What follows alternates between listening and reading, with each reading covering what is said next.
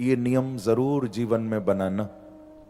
अगर जीवन में आनंद चाहते हो ना, तो ये दो बातें जरूर अपने जीवन में स्वीकार करना। मेरे पूज्य गुरुदेव कहा करते हैं, ये दो बातें आपके जीवन में आ जाएं तो फिर हर आपका दिन आनंदमय होगा। मालूम है क्या? दो बात। सबसे पहली बात धोकर पीना और दूसरी बात दिखाकर खाना। प्रेम से कहो श्री राधे। श्री राधे। ये दो अगर नियम ले लिए ना आपने जीवन में, तो हर दिन आनंदमय हो जाएगा। धोकर पीना यानी ठाकुर जी के चरण धोकर चरणामृत लेना, और जो जीवन में स्वीकार करना पहले ठाकुर को अर्पण कर देना, तो आनंद ही आनंद आ जाएगा। क्योंकि जब तक भगवान को वस्तु अर्पण नहीं होती तब तक उसे क्या कहते हैं मालूम है? जब तक भगवान को दिखाया नहीं गया, जब तक भगवान को लगाया नहीं गया, तब तक उसको कहते हैं भोग। क्या कहते हैं? बोलो ना जरा। जब तक ठाकुर ने देखा नहीं तब तक वो भोग है, और प्रभु ने देख लिया, भगवान ने उसको आरोग लिया, प्रभु की दृष्टि पड़ गई, फिर वो भोग नहीं रहता, वो क्या बन जाता है? प्रसाद।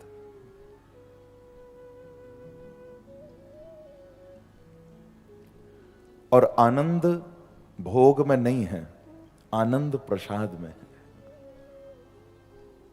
भोग तो हम भोग ही रहे हैं। अगर भोग भोगने से बचना है तो ये आदत डालो कि पहले ठाकुर जी को दिखा दो। कुछ भी आपके जीवन में नया आए, पहले प्रभु को अर्पण कर दो। प्रभु, हम भोग भोगने योग्य नहीं, भोग आपके लिए है। भगवान उसको देख लें और फिर वो भोग न रहे, प्रसाद बन जाए। भोग दुख की ओर ले जाते हैं और प्रसादस्तु प्रसन्नतः, प्रसाद आनंद की ओर ले जाता है जीव को। जीवन में प्रसाद ग्राही बनो, भोग मत भोगो। भोग तो भोगते चले आ रहे हो, प्रसाद जीवन में स्वीकार करो। एक बार कहिए श्री राधे। श्री राधे।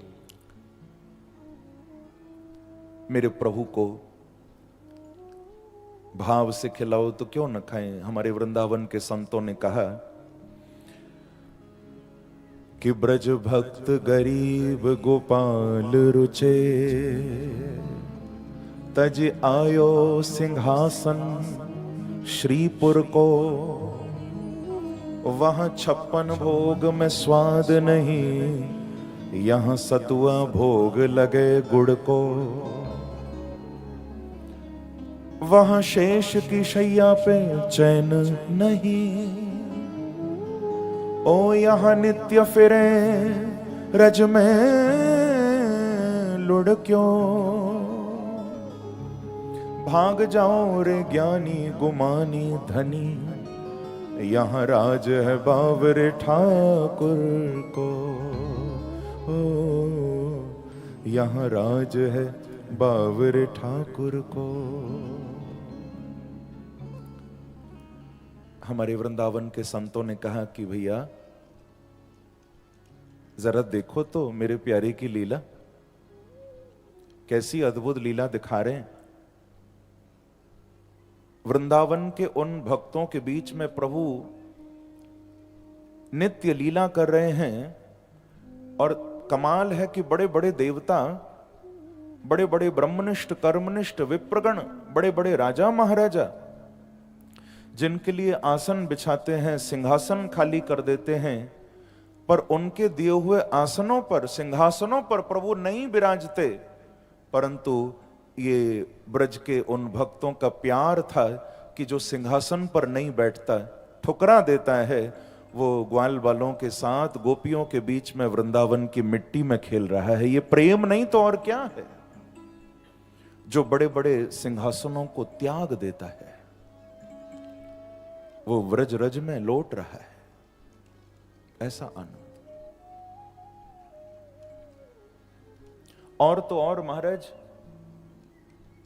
जिसको 56 भोग में भी स्वाद नहीं आता, वो ब्रजवासियों के उस दिए हुए माखन को, मिश्री को, उस थोड़े थोड़े पदार्थ को पाने के लिए लालायित रहता है। ब्रजवासिन के टूक ये छलिया मांग मांग के खाए। ब्रजवासियों के यहां मांग मांग कर ठाकुर जी पाते हैं, अरे गोपी नेक माखन और दे दे, अरे गोपी हमें नेक थोड़ी सी छाछ और पिवाए दे। मांग मांग के प्रभु खाते। हमसे तो कभी मांगने नहीं आते, कभी नहीं मांगते।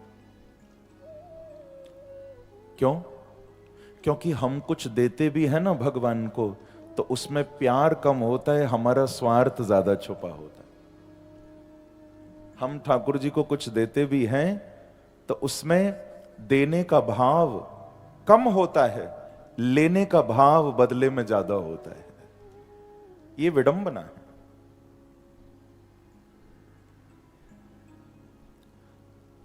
अब लेकर तो जाते हैं बिहारी जी के मंदिर में, कितना कितना भोग, महाराज 56 भोग लगाते हैं, पर बदले में कितनी कितनी इच्छाएं हमारे अंदर होती हैं। कई बार तो मुझे ऐसा लगता है कि हम लोगों को देखकर कहीं बिहारी जी के सिर में न दर्द हो जाता हो कि फिर आ गया मांगने। प्रेम से कहो श्री राधे। श्री राधे। ये सही बात है। और एक घटना तो मैं अक्सर कथा में सुनाया करता हूं, क्योंकि सुनी हुई बात तो फिर सुनी हुई होती है। ये तो मेरी देखी हुई घटना महाराज, इसीलिए इसको तो मैं कई बार सुनाता हूं और आंखों से मैंने देखा, तो कोई बनाई हुई बात भी नहीं है। मैं सेवा में था बांके बिहारी जी की, और एक भक्त बाहर से महाराज मिठाई का डिब्बा, उसमें पेड़े थे, 1 किलो का, वो बाहर से भेजा उसने। और हम लोग अंदर सेवा में जब होते हैं, जो गोस्वामी गण जिनकी सेवा होती है मंदिर में, तो जो भी बाहर से वस्तु भंडारी जी देते हैं, कोई अगर भक्त कुछ भाव से लाता है तो हम बिहारी जी के सिंहासन से उसको लगा देते हैं। तो जब बाहर से वो वस्तु, वो मिठाई का डिब्बा आया, तो मैं उसको रखने लगा बांके बिहारी जी के सामने। अब देखो, अगर कोई पत्र होता, कोई लेटर होता, तो मैं खोलकर नहीं पढ़ता, हम तो जो आता है रख देते हैं बिहारी जी के चरणों में। पर वो पत्र नहीं था। जिसने भी वो मिठाई का डिब्बा दिया था ना, उसने ऊपर ही एक नोट ऐसे उस पर स्टिक कर दिया था, चिपका दिया था डिब्बे पर ही। तो वो पढ़ने में आ ही गया। पत्र होता तो कौन खोल के पढ़े, भाई बिहारी जी पढ़ेंगे, भक्त जाने बिहारी जी जाने, हमें क्या मतलब। पर वो ऊपर ही उसने वो नोट ऐसे चिपका रखा था, तो जो लिखा था वो पढ़ने में ही आ गया। और पढ़ते ही मेरे तो होश उड़ गए। उस डिब्बे के ऊपर वो जो नोट उसने लगाया था, उस नोट पर लिखा हुआ था, कल तक काम हो जाना चाहिए। प्रेम से कहो श्री राधे। श्री राधे। अब ये धमकी है या रिक्वेस्ट है? क्या है ये? कल तक काम हो जाना चाहिए। वाह रे इंसान, तूने 1 किलो में बिहारी जी को खरीद लिया, 1 किलो पेड़े में बस। अरे पागल, क्या तूने बिहारी जी की यही कीमत लगाई? 1 किलो पेड़ा देकर तू उनको खरीदना चाहता है, काम हो जाना चाहिए। कितनी छोटी बात कर दी भैया। अरे 1 किलो पेड़े देने से अच्छा तो तू कुछ न देता, उनसे सच्चा प्यार करके एक आंसू उनके लिए गिरा देता, तो तेरे जन्म जन्म के काम बना देते प्रभु। एक आंसू उनकी याद में गिरा देता तो तेरे लिए क्या कर देते वो। केवल संसार की छोटी सी बात पूरी करने के लिए हम प्रभु को ये भोग दे रहे हैं कि आह, इतनी छोटी सोच मत रखो भैया। मेरे बांके बिहारी से सच्चा प्रेम करो। तुमको होठ भी नहीं हिलाने पड़ेंगे, सच बता रहा हूं मैं। तुमको कहना भी नहीं पड़ेगा, क्योंकि कहना उससे पड़ता है जो दिल की ना जाने, पर जो दिल में बैठा है क्या उससे कहना पड़ेगा? ईश्वरः सर्वभूतानां हृदयेषु अर्जुन तिष्ठति। जो अंतरात्मा में विराजमान है, जो सबके अंदर बैठा है, क्या उससे बोलना पड़ेगा? क्या उससे कुछ कहना पड़ेगा?